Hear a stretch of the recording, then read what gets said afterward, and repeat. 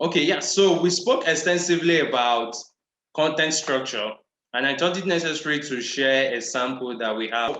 I spoke about defining your content structure really at the beginning. And the first thing I said was you really need to know how to structure your content, right? For readability, for your audience to really grasp what you're doing, and also for SEO, what's it called? For SEO ranking, right? Search engine ranking, right?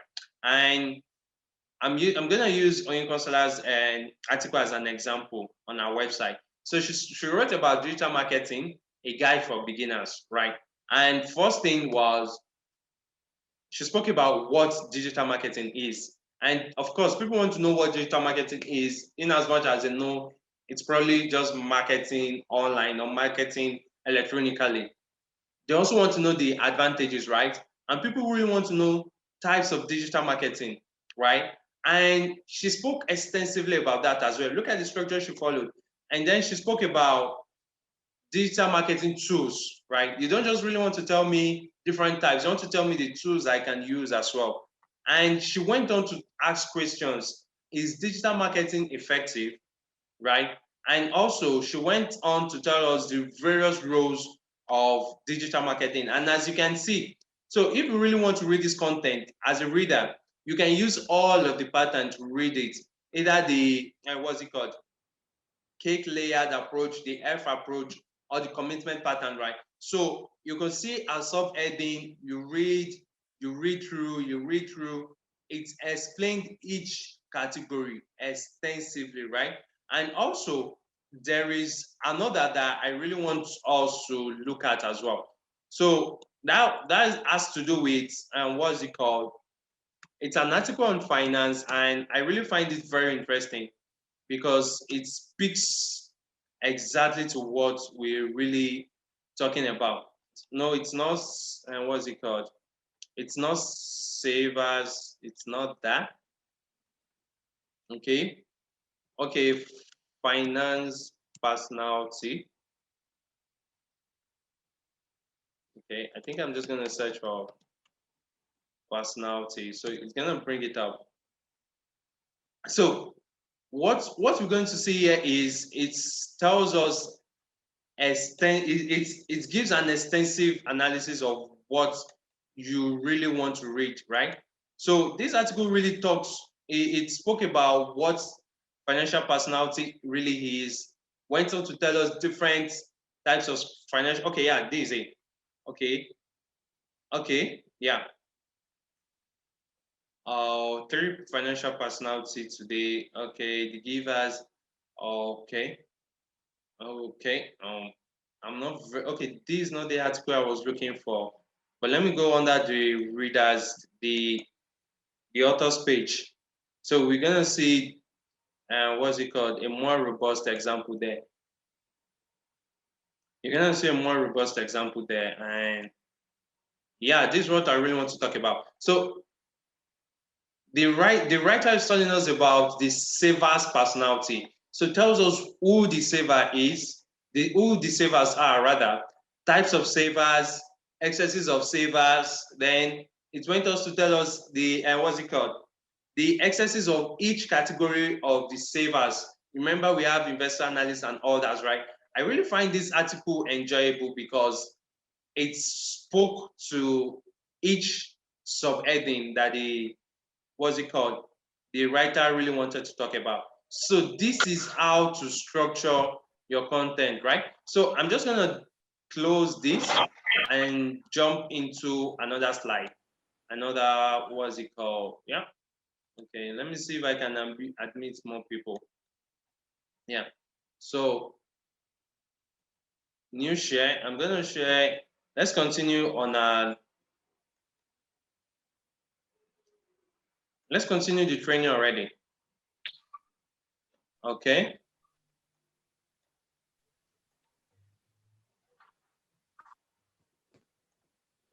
Okay, yeah.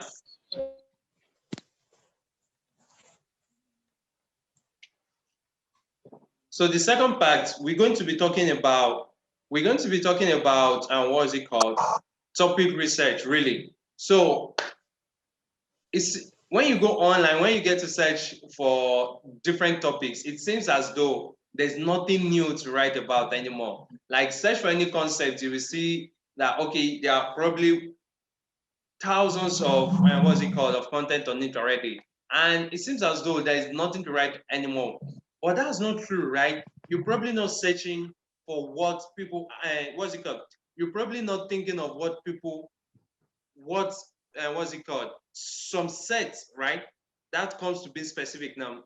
You're probably not thinking of what some sets of, what's it called, internet users are searching for, right? And that's, those set of users are super important. And sometimes they are in thousands, hundreds of thousands, right? And do you really want to compete for, what's it called? Do you want to compete in billions of pools, or just capture the thousands that you really know will matter to your website, right? So for instance, at a time I searched for different types of strategy, and I figured out that, okay, there's no article that talks specifically about some categories of strategy that I really felt were necessary to be discussed. What did I do? I wrote about them, right? And that led me to writing about squinting strategy, as I mentioned in the last class. And if you go on Google today, you search for squinting strategy, it's only my article you're gonna see there. Don't worry, when we're done with topic research extensively, we're going to talk about that. So if you go there to search, you're going to see my, what's it called? You're going to see these articles. Please, let's mute ourselves. I don't know. This is not. Oh God, it really gets tiring sometimes, right? So topic research. What is topic research? It's a process of searching, evaluating, choosing, planning, and deciding on the subject matter of your content, right? Deciding on the subject matter of your content. That's really that's really the journey you go through when you're searching for a topic. I remember at the time when, during the pandemic, our content lead thought it necessary to write on Tim Lansing. And she discovered that there are not too many articles that talks about Tim Lansing. And during the pandemic, a whole lot of guys were Tim Lansing. Now, Tim Lansing is when you, what's it called? When you work remotely as, and what's it called? As a group or an organization, or you work as a remote team. It's called Tim Lansing. It's not the regular freelancing as we all know that comes with individuals, right? And she did a great job on that. I'm going to show you all of these articles and their SEO performance, right? So topic research is probably the process that you go through searching. Okay, a whole lot of guys have spoken about this. Why is no one looking into this other area? Okay, a whole lot of guys are talking about the national budget, but no one is talking about how it's going to affect the educational sector. No one is talking about how the US election probably was going to affect Nigeria. And some Nigerians are curious, oh, the US is having its election and Nigerians are watching it. Why? So it's, as a content writer, you probably would think of, okay, yeah, I think I should inform people that, okay, yeah, this is why the outcome of an election in the United States can affect Nigeria. So it goes a long way. So you have to search, evaluate, choose, plan, and decide on the subject matter you really want to focus on. And what are the tools? It really gets interesting because there are some platforms already that does this for you. So you can go to Google Search Console. Of course, you need a Google AdWords account to use Google Search Console, but I personally, I use Answer the Public a lot. So what Answer the Public does is you search for a keyword and it gives you different search intent that people are actually looking out for. So it gives you the what, it gives you the who, it gives you the how, it gives you several answers to your queries. And for a query, you can have up to 50 topic samples on Answer the Public rather. Also, we have SEMrush, we have social media platforms. Yeah, Twitter can be a source for you to get topics to write on. Of course, I told you about how I got topic to write on during the EndSARS protest. I wrote on how brands were responding. I got that idea from Twitter when there was this popular shopping mall, right? They did something and I felt it was really fantastic. And I got curious, oh, why not check out how brands are responding to this, right? So you can get a lot of content ideas from your from social media platforms. Also, there is Screaming Frog, there's Keyword Everywhere, and there is Mossbar, right? So we get to the end of today's class. Yeah, so now every content you see online evolves around either of these search intents, right? So now let's talk about search intent in details. Search intent is the, what's it called? Is the hunger, right? Is the curiosity, right? You know, every man is born curious, right? We are all curious, we want to know, we feel like, oh, we're not sufficient enough. You want to know, right? So that curiosity, what is driving the curiosity is called search intent. What drives the curiosity that makes people to go online to search for different articles, contents, or what they really want to search for, what they really want to know, confirm, or whatever thing. It's categorized into 4 areas, right? So what drives curiosity in the mind of your readers is called search intent. Basically, that's it, yeah? So, but everything you see online evolves around this. If you read an article, it's either telling people, what's it called, how to buy. It's either telling people what to know. It's either confirming something that you already know or something you have doubt about, or it's, what's it called? It's either giving you an answer to something you're asking, right? So everybody that goes online, what they really want to do is they want to buy, they want to know, they want to confirm something, or they're looking for who to ask, and they feel like, oh, we can't really ask anyone, let's ask Google, right? So that is what search intent is not about, and they're probably for. So if you're writing an article or if you're struggling with content ideas, just think of, oh, wow, what do people really want to buy? It doesn't have to be a product. It could be a service, right? Or it could be an idea, right? So what do people really want to buy? Or what would people really want to buy?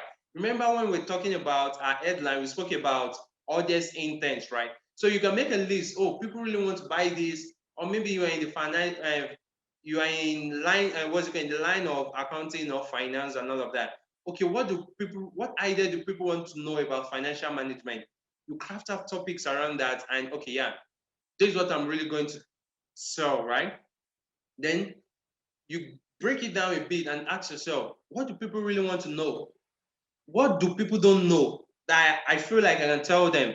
In my own case, I felt I can tell people about squinting strategy. A whole lot of organizations formulate strategy and the strategies are failing. And there is nothing to address, what's it called? The process or what causes strategy to fail. And I felt it's born out of squinting strategy. So I wrote about that.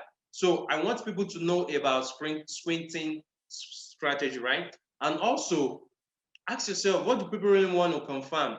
Oh, do people want to confirm about the people really want to confirm the death of Michael Jackson? Do people want to confirm who the US president is? Do people want to confirm whatever thing? Do people want to confirm the national budget? Do people want to know how, and do people want to confirm, what's it called, when, what, or whatever is going to happen in the next few times, right? So it's to confirm really makes, what's it called, comes in line with you thinking as a journalist, right? So what do people really want to confirm? And if you go online, let's say for instance, something happens today, when you just type, okay, I'm going to give you a practical example. I think, okay, yeah, there was a time when Bitcoin really broke record. And immediately I just typed Bitcoin. It already gave me, okay, Bitcoin hits record high automatically, right? That means that people really searching for that already. And there are articles on that has been prepared. So you're going to see different articles on, okay, as Bitcoin really hits record high, okay, what caused Bitcoin to reach record high? That's to know, okay, where can I buy Bitcoin? That is to buy, right? And also, let's come to the last one to ask. This really, what's it called? This one really affects students, right? You get to learn something in class, or you discuss something with your friend and all of that. I know, what's it called? For guys, we do that a whole lot. Oh, who is the highest goal scorer in UEFA Champions League? You argue. Even the best person will still be like, oh, let's go to Google to confirm, right? So you're going to Google to ask. So what are people really asking? right? So maybe it could just be a random discussion with your friends, and your friends are really arguing. Oh, this is so so and so, this is so so and so. You can just say, oh wow, I think I can actually write an article on this. So it goes a long way. I think, and what's it called? Our finance lead did that. There was a time when she wrote about the financial policy of Nigeria, and it really got so much traction, right? People are asking, okay, what does the financial policy of Nigeria really entails? Also, she wrote an article about the Big Four, their revenue and all of that. It got so much traction.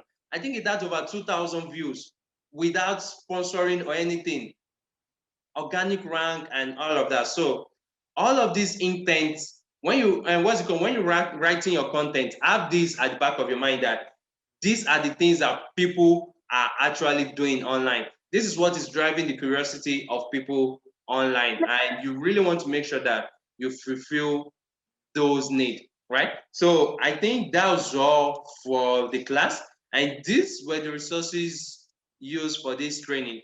And yeah, hello.